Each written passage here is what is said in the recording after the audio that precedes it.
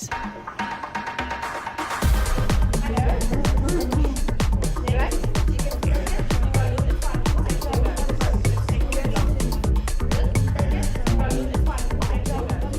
DTV is at Oliver Tambo Premier Hotel, where 35 countries are attending the DeafNET Africa Conference.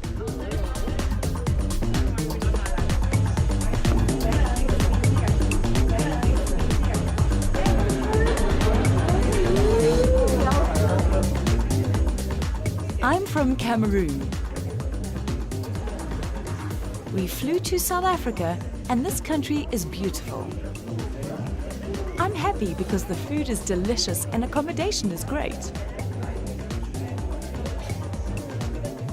Thank you. I'm the president of the Cameroon Deaf Association. I'm happy to be here at this conference. Thank you. For viewers who might not know, please share what DeafNET is about. DeafNET Center of Knowledge is a non-governmental organization. We have been established in 2006, so we're celebrating our 10-year anniversary this year, and our main aim was to develop a network with expertise so that we can empower the deaf people with knowledge and skills across the continent of Africa. What important themes will this conference focus on? This specific conference will focus on deaf education, empowering the deaf in Africa through knowledge. This is so important for us because education of the deaf is a need, and we need to focus on the things that will make the deaf people develop and grow. We have excellent speakers that will focus on the different levels of education, from early childhood development phase up to higher education, and of course vocational training as well.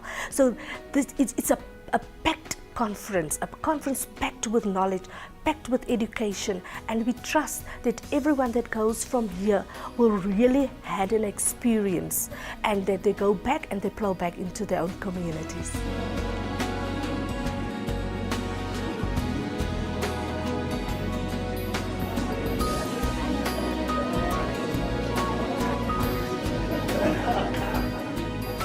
I'm from Mali. I flew to South Africa.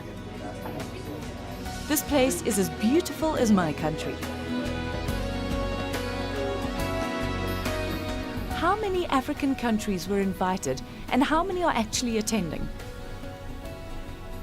We've invited around 48 countries to come and attend this conference.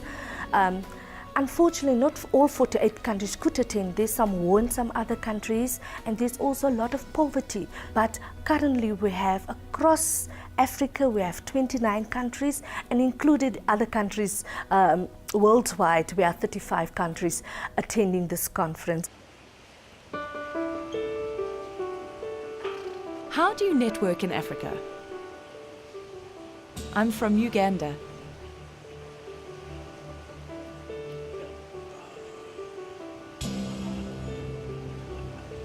Countries have representatives who stay in contact by email, social media, and international business. Challenges of countries are discussed in these forums.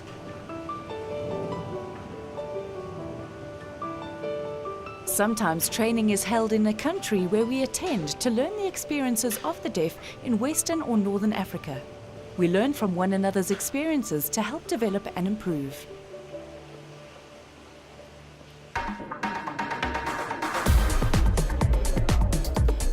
My name is Sylvia. This is Josiah. Wait, let me sign. Yes, let him sign. My name is Josiah Ibind, and I'm from Namibia.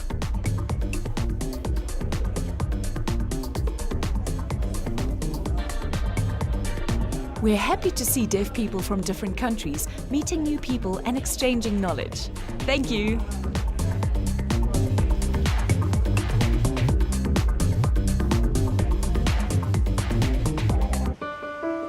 What challenges do you face with networking?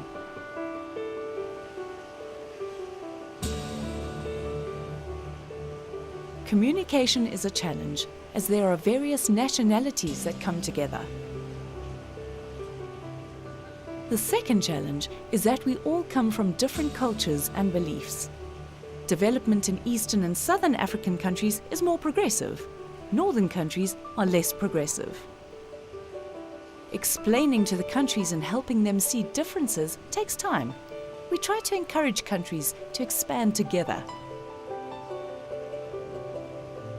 The third challenge is the attitude of the hearing. They think deaf people can't do a lot of things. The last challenge is policies. Policies in South Africa are good, but in other countries the policies aren't so great. We explain policies, but some deaf people still don't understand. This creates barriers in allowing us to all work together.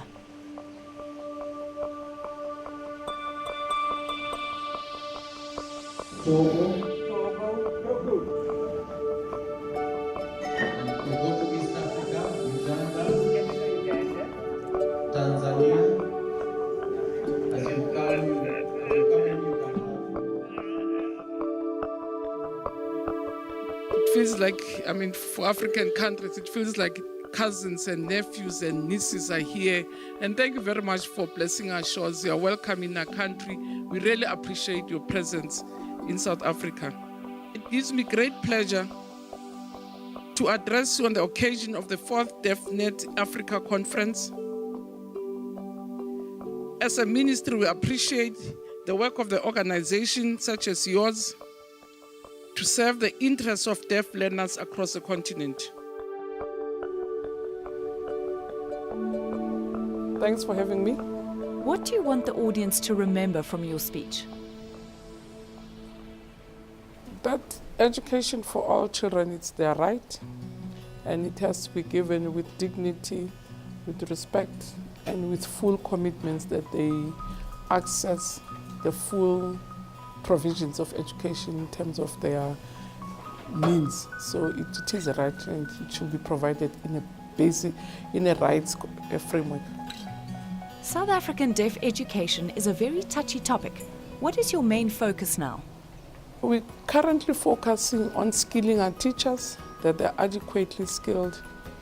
Also on ensuring that the education that we provide to learners who are deaf are also given full quality education, but also making sure that the resources, the spaces, and just the whole needs area of deaf education is fulfilled. So we're working with the Committee on Deaf People to make sure that they guide us, and we work with them step by step into a rollout of the full implementation of what needs to be done. Do you have a message for the deaf youth in South Africa? For deaf learners, we need them as much as we need all other young people in the country. So we need them to skill themselves to the full, to be integrated completely in our society, but to be a full member of our society and contribute towards the development, both economic, social, and political development of our country. So we need them to participate fully in our country as full citizens of this country also, with full rights like everybody else.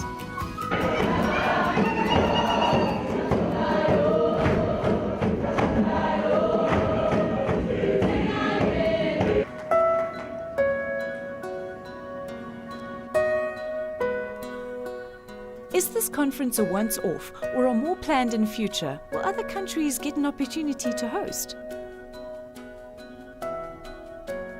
This is every 4 years, so we call it a quadrennial conference.